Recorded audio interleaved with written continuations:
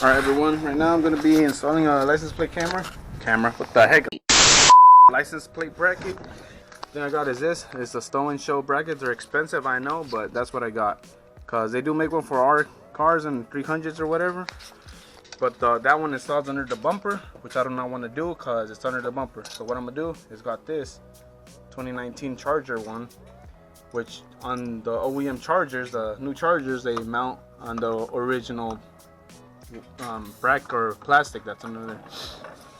But me, I'm just gonna drill here. I'm gonna take off the bumper first and drill in there and put like an aluminum bracket so it won't just be holding onto the bracket itself or the bumper itself. That way it will just actually have some rigidity to it and it won't crack the bumper in the long run. Or if I do hit something, it won't just tear up the bumper, I guess. It's just mainly just to make it more rigid. That's what I'm trying to go for. Let me just remove the bumper. I don't need to show you all that, but I'm gonna remove the bumper and then we'll get onto it as to how I mount the bracket on the inside of the bumper. So I went ahead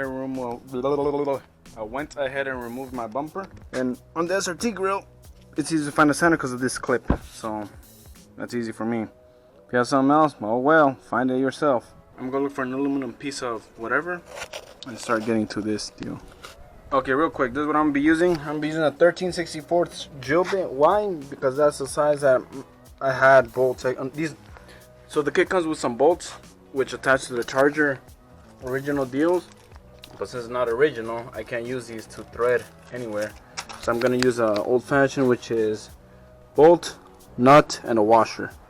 And I just got a bracket, measure the size. Honestly, the bracket may not be needed, but me, I'm just doing it just cause I have it laying around. And all I'm gonna do is drill holes here, and there. I'm just gonna mark them down with the pen. I'll drill them out. So real quick, all I did was just put this thing in here and mark the holes for them.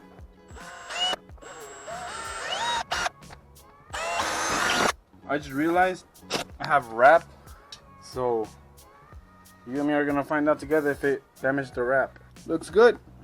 Alright, so that's good. So now this bracket will actually go here now.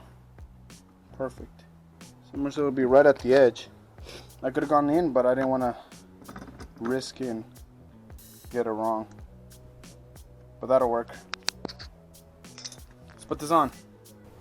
We're gonna put this bracket in the back inside where we drill the holes. And first, let's put a bolt in here, like such. Put the bracket back there.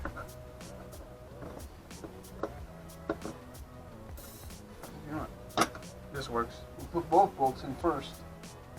So as you can see, the bolts are coming out right there, or poking out, whatever. So now we'll put this bracket here, like such. I'm gonna put a washer and the bolt or the nut. All right. Same with this side. There you go. Then we'll tighten it down.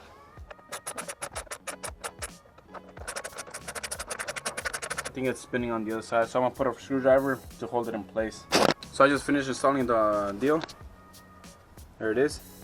It's all tightened up. And then now we're gonna put the bumper back on with the foam pad, and then just this thing will just literally hook on to the deal, and I'll show you how it hooks on. It's literally just a pin. So that's it installed. Right there. See it?